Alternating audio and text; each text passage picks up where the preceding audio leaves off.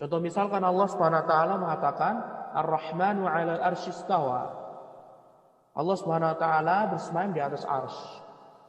Kemudian datang orang dan dia mengatakan istawa di sini adalah istaula. Istawa yang artinya ala wartafa'a sebagaimana yang disebutkan oleh seorang tabi'in dalam Sahih Bukhari. Ala wartafa'a, tinggi meninggi. Allah itu ada di atas arsy-Nya.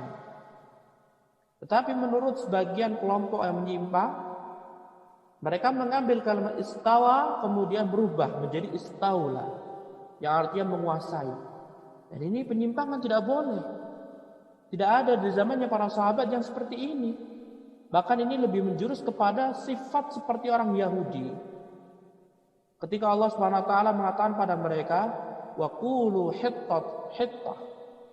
Katakanlah hai orang Yahudi ketika masuk Palestina, hittah, ya Allah ampunilah. Apa yang mereka katakan? Mereka merubah. Mereka mengganti kalimat hittah, perintah Allah, dengan hintah yang artinya gandum. Di sini hittah ditambah huruf nun jadi hintah. Di sana istawa ditambah lam menjadi istaula. Persis. Dan Allah SWT hukum orang-orang Yahudi sehingga tahrif tidak boleh. Para sahabat tidak ada yang seperti itu. Ketika turun ayat Ar-Rahmanu 'alal arsy istawa, sahabat diam. Tidak ada yang mereka mengatakan istawa artinya adalah istaula. Tidak. Karena para sahabat adalah orang yang faham terhadap bahasa Arab. Adapun dalil yang mereka gunakan bahwasanya istawa bermakna istaula, ya, mereka berdalil dengan syair orang Arab jahiliyah zaman dahulu sebelum Nabi Muhammad SAW, dan itu adalah makna yang sahih. Itu adalah kebatilan, sudah dibantah oleh para ulama.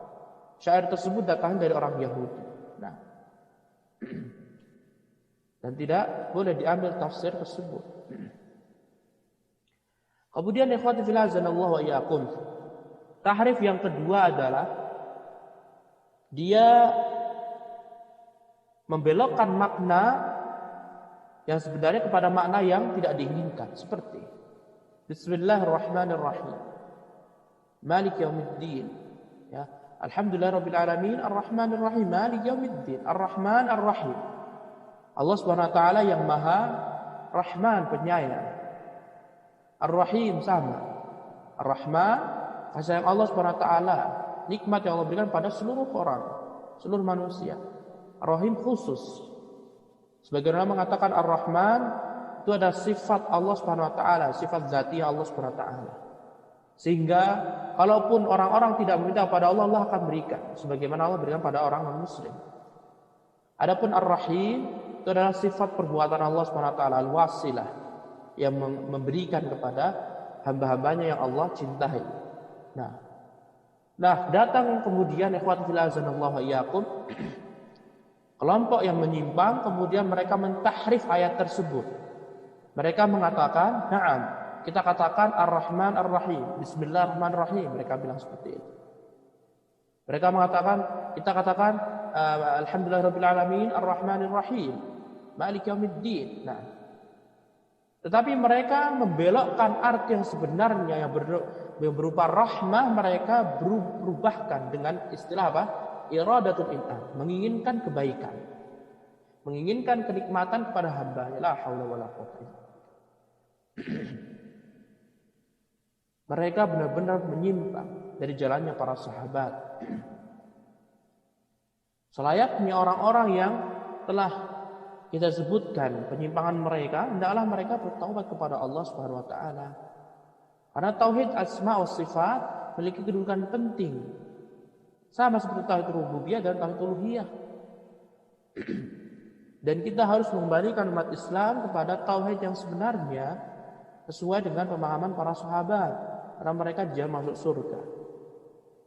Perihal ini semuanya ikhwati fillah azanallahu wa iyyakum, para ulama menyebutkan sebuah ayat yang dijadikan patokan oleh para ulama Ahlus Sunnah wal Jamaah dalam surat Asy-Syura ayat 11. Allah Subhanahu wa taala berfirman, "Laisa kamitslihi syai'un wa huwas samiul basir." Tidak ada yang serupa dengan Allah Subhanahu wa taala sesuatu apapun. Syai'un di sini dalam ilmu nahwu adalah isim nakirah ditanwin. Dalam ilmu usul fikih ketika ada isim nakirah jatuh setelah atau dalam konteks nafi maka umum segala sesuatu, tidak ada yang menyerupai Allah SWT. Baik manusia maupun jin, maupun tumbuhan, maupun hewan, maupun benda apapun itu, tidak ada yang serupa dengan Allah SWT. Wa huwas sami'ul basir, dan Allah SWT maha mendengar dan maha mendengar lagi maha melihat. Kemudian ikhwati fillah azanallahu wa iyyakum, para ulama di sini menyebutkan tentang ayat dalam surat Al-A'raf 180 yang menjelaskan bahwa Allah itu memiliki semua nama-nama yang indah. Walillahil asmaul husna fad'uuhu biha. Dan bagi Allah lah, milik Allah lah segala nama-nama yang indah. Fad'uuhu biha. Maka hendaklah engkau berdoa kepada nama-nama tersebut. Sehingga kita dapati Nabi Ibrahim, Nabi Ismail, Nabi Nuh, nabi-nabi yang lainnya termasuk Nabi Muhammad SAW, mereka semuanya berdoa kepada Allah menggunakan nama-nama Allah, baik di depan atau di akhirnya. Seperti Allah SWT berfirman, Rabbana taqabbal minna innaka antas samiul alim, Rabbana waj'alna muslimaina laka wa min dzurriyyatina ummatan muslimatan lak wa arina manasikana wa tub 'alaina innaka antat tawwabur rahim. Ya kan? Rabbana wa ba'ats fihim rasulan minhum yatlu 'alaihim ayatik wa yu'allimuhumul kitaba wal hikmah wa yuzakkihim innaka antal azizul hakim. Lihatlah nama-nama Allah SWT digunakan para nabi dalam berdoa sebagaimana Nabi Muhammad SAW. Ya Hayyu ya Qayyum, lihatlah disebut nama Allah SWT. Berdoa dengan nama-nama Allah SWT yang indah. Sebagaimana dalam hadis sahih, nama Allah SWT ada 99. Barang siapa yang menghafalnya, memahaminya, mempraktekannya, maka dia akan masuk surga. Nah, sebenarnya nama-nama Allah SWT tidak terbatas 99 saja. Ketika Rasulullah SAW dalam hadis yang panjang, syafaat uzma, Rasulullah SAW ketika di padang mahsyar dan beliau bertemu dengan Allah SWT, beliau bersujud bersimpuh di hadapan Allah SWT. Allah SWT memberikan nama-nama yang belum pernah sama sekali Nabi tahu ketika di dunia. Sehingga dalam doa Nabi Muhammad SAW, as'aluka bikulli ismin huwa lak sammaita bihi nafsak aw anzaltahu fi kitabik aw ista'tharta bihi fi ilmil ghaibi 'indak.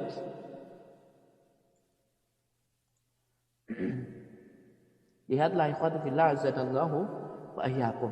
Nama Allah Subhanahu wa taala kita gunakan untuk berdoa. Bertawasul dengan nama Allah Subhanahu wa taala, dan ini dianjurkan.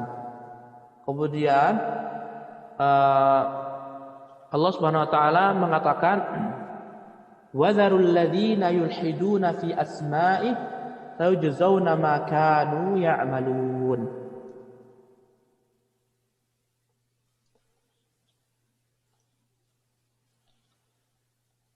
Dan tinggalkanlah orang-orang yang mengilhad, yang mereka condong, mereka tidak berjalan lurus di dalam nama-nama Allah Subhanahu wa taala.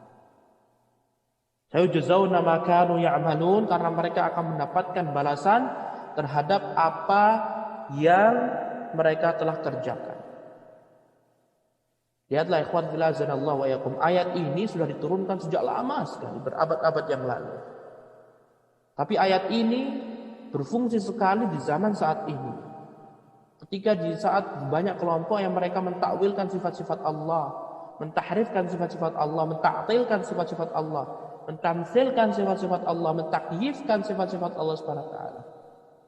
Tidaklah mereka memahami ayat ini dengan sebenar-benarnya. Tidak boleh melakukan ilhad dalam nama-nama Allah Subhanahu wa taala. Setiap nama Allah terkandung dalamnya sifat. Setiap nama Allah terkandung dalamnya sifat. Tetapi tidak setiap sifat akan menghasilkan nama Allah Subhanahu wa taala. Seperti Allah Subhanahu wa taala memiliki sifat murka, membuat tipu daya kepada orang-orang yang berhak diberikan tipu daya dan kemurkaan. Tapi tidak lantas ketika kita mengimani Allah SWT sifat-sifat tersebut, kita menjadikan Allah itu memiliki sifat al-ghadib, pemarah, atau al-ghadban, pemarah. Tidak. Ya. Atau al-makir, membuat tipu daya. Tidak. Setiap sifat Allah SWT tidak bisa langsung kita taruh kemudian kita jadikan nama Allah SWT. Tidak. Tetapi setiap sifat Allah itu mengandung, setiap nama Allah SWT itu mengandung sifat-sifat Allah Subhanahu wa taala yang sempurna. Nah, bikhatu fil azanallahu iyyakum. Ayat yang berbicara tentang ini ya sangatlah banyak. Di antaranya walillahil matsalul a'la. Allah Subhanahu wa taala memiliki sifat yang sempurna. Ya, zat Allah sempurna, begitu juga sifat Allah sempurna. Adapun manusia cacat, lemah, dhaif, kecil. Sama pohon saja enggak bisa menandingi tingginya pohon kelapa. Gimana? Sehingga ikhwatu fillah azanallahu wa iyyakum harus juga ya mengetahui bahwa Allah Subhanahu wa taala tidak memiliki tandingan.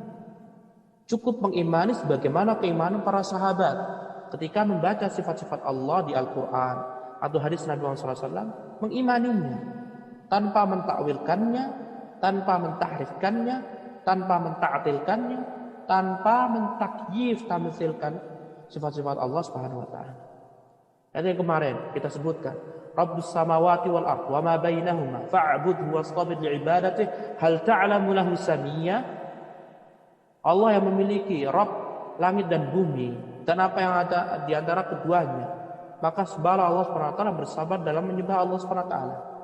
Apakah kalian mengetahui bahwasanya ada sembahan selain Allah? Apakah kalian mengetahui jadi Allah SWT itu memiliki apa? Sekutu-sekutu? Hal ta'alamu lahu samiyya?